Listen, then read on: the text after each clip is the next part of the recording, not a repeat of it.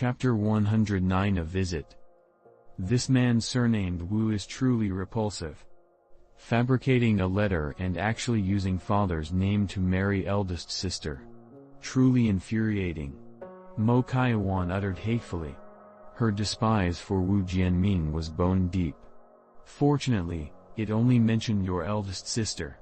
If the person that he had requested to marry was either you or Feng Wu, I would truly not know what to do.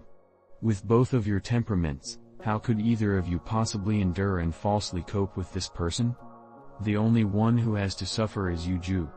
I don't know when Lord Husband will return, and whether or not he will blame this mother, Lady Yan softly told her daughter inside. Mother, how could father blame you? Wasn't it eldest sister who took the initiative to socialize with the man surnamed Wu? Mo Kaiwan immediately consoled Lady Yan. Foolish child, Yuju has no option but to do this for the sake of the fearsome Flood Dragon Association and the Mo estate. However, the most mother could do was have your eldest sister interact with that fake. There is no way I can truly marry your eldest sister to him. If we cannot delay the wedding, then we will be forced to be hostile and capture him. Lady Yan's voice grew cold as she spoke this last sentence. Once Lady Yan uttered these words, the room's atmosphere returned to a state of calm. It was clear that this mother-daughter pair knew what hostility would entail. When will father finally return? Mo Kaiwan faintly asked a moment later. When your father left, he had said that the latest that he could return would be 5 to 6 years from then, the earliest being 2 to 3 years, Lady Yan sadly replied. However, it has been almost 10 years. I can no longer clearly remember my father's appearance. Mo Kaiwan slowly said. Be at ease. Your father happens to be an outstanding genius of his generation. With his hidden skills, there are no problems that he can't overcome.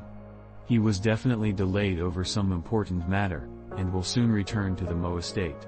Although Lady Yan was speaking to her daughter, she was trying to comfort herself as well. Oh, that's right. Second sister Feng Wu concocted a rejuvenating cosmetic elixir for me to give to you. Mother, why don't you try it out? I heard its effects are quite good. In order to break the room's heavy atmosphere, the girl suddenly changed the subject and started chatting about another matter. This child.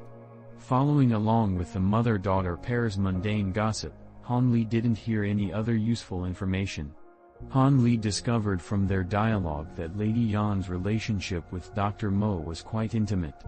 It seemed that Han Li could trust her.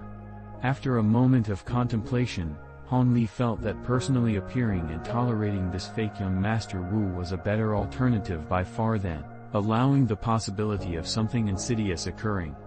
Nevertheless, Han Li had to first secure the precious warm Yang Jade.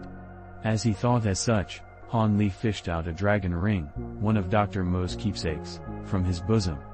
He then quietly walked towards the room window and threw the ring into the room through an opening in the paper window covers. Dang! The clear sound of the ring falling to the ground resounded from the room. A moment later, Lady Yan's voice, neither arrogant nor humble, came from inside the room. Who is this expert that honors my humble home with his presence? Lady Yan has not yet welcomed you. I hope you will forgive me. Han Li faintly smiled and refrained from replying. He heard the girl's frightened voice. How strange. How did this ring come from? This ring seems very familiar. It's just like the ring you wear, mother. Mother. Come look. It was clear that Mo Kaiwan had picked up the ring and handed the ring over to Lady Yan. Dragon ring. Lady Yan cried out in alarm. After Han Li had heard the other party recognize the keepsake, he lightly knocked twice on the door before saying in a clear voice, under Teacher Mo's orders, disciple Han Li has come to pay his respects to Martial Mother. After those inside the room had heard Han Li's words, there was an immediate and absolute silence. Han Li's words had clearly left them in shock for a short while. Come in. After a moment, Lady Yan's voice invited him into the room. It was at this moment that Han Li lightly opened the room door and stepped inside. Upon entering the room, Han Li saw a beautiful, 30-year-old lady. Sitting behind her was a dainty girl around 15 to 16 years old. The girl and the beautiful woman shared a striking resemblance. With just a single glance, one could tell that they were close blood relatives. At the moment, the beautiful, married Lady Yan fiddled with the dragon ring he had just thrown into the room. Han Li's arrival had not elicited a change to her flat expression. Mo Kaiwan stood behind Lady Yan and blinked her jet-black eyes, curiously sizing Han Li up. The corner of her mouth rose and revealed a smile that was not a smile. From head to toe, she released a strange, almost supernatural smell. After they had assessed Han Li, he walked forward and carried out a courtesy toward Lady Yan. "Greetings to teacher's fourth wife." Lady Yan's eyes blinked with a look of surprise. Although Han Li's appearance was not astonishing, his action was quite unexpected. However, she didn't immediately respond to Han Li's greeting. Instead, she raised her left hand, revealing her own dragon ring. Lady Yan gently brought together both rings. In front of their eyes, the two rings' dragon designs fit together, without even the slightest gap. "You are right, this keepsake is authentic. However, do you have Lord Husband's written letter on you?"